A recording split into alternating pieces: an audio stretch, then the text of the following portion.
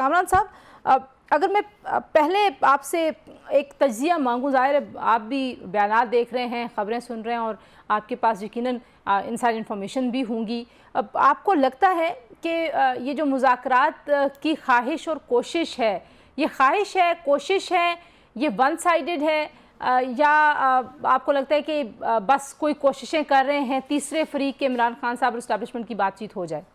जो खबरें आई थी ईद के तीसरे दिन से जो खबरें शुरू हुए उसमें बज़ाहिर ये लग रहा था कि ये वन साइडेड नहीं है और कहीं ना कहीं पे बात हो रही है। और ये बात अगर हो रही है पीटीआई के दरमियान और एस्टैब्लिशमेंट के दरमियान, तो हम तो एतराज़ करने वाले कौन है? हमें तो कोई इसमें हम अपनी तनकीद कर सकते हैं या मुमकिन है कभी तौसीक भी कर सकें या मुमकिन है कि इसकी तारीफ भी कर सकें, मगर हमारा एतराज़ अगर हो सकता है तो वो इतनी हो सकता है कि हमारे साथ जो बातचीत हुई थी या इस इत्तेहाद के हवाले से जो गुफ्तगू हुई है उसमें वन ऑफ द कंडीशन ये थी कि कोई भी पार्टी अपने तौर पे एस्टेब्लिशमेंट से या गवर्नमेंट से कोई बात नहीं करेगी। अगर फर्ज कर लीजिए कभी इसकी नौबत आई तो वो फिर उस इत्तेहाद का नज़म करेगी।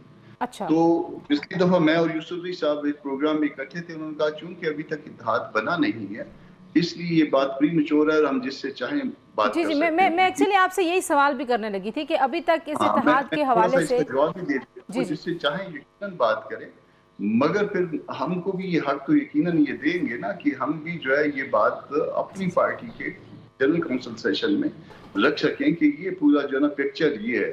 हमने सिर्फ इनसे ये वजाहत मांगी थी कि ऑफिशियली इसको ऑन कर दें या डिसऑन कर दें, क्योंकि कुछ दोस्त इनकी तरफ से ऑन कर रहे हैं। और कल मेरी हमायूं मोहम्मद साहब से बात हुई, उन्होंने मुझसे कुछ वजाहतें मांगी, मैंने दे दी, क्योंकि जब पार्टियां इस तरह के रिलेशंस में होती हैं कोई वजाहत मांगता है तो दूसरा शख्स वो वजाहत दे भी देता है। तो उन्होंने इसको डिसऑन किया था। अब मुझे नहीं पता ये ऑफिशियली इसको ऑन कर दें या डिसऑन कर दें, हमारा ये हक है कि हम इसको अपने फोरम्स पे रखें। कामरान साहब, एक ज़िमनी सवाल है, क्या आपको कोई रोक रहा है? कुछ ऐसी भी आपने देखा कि कुछ सजेस्टिव किस्म की खबरें लगती हैं कि मौलाना साहब भी कुछ सोच रहे हैं और अदम एतमाद है और उनको भी किसी ने रोका हुआ है कि आपने इस इत्तेहाद का हिस्सा नहीं बनना? सर हमको सिर्फ अपनी जमात रोक सकती है और इसके अलावा जो है ना मौलाना को जमात के अलावा कोई भी नहीं रोक सकता।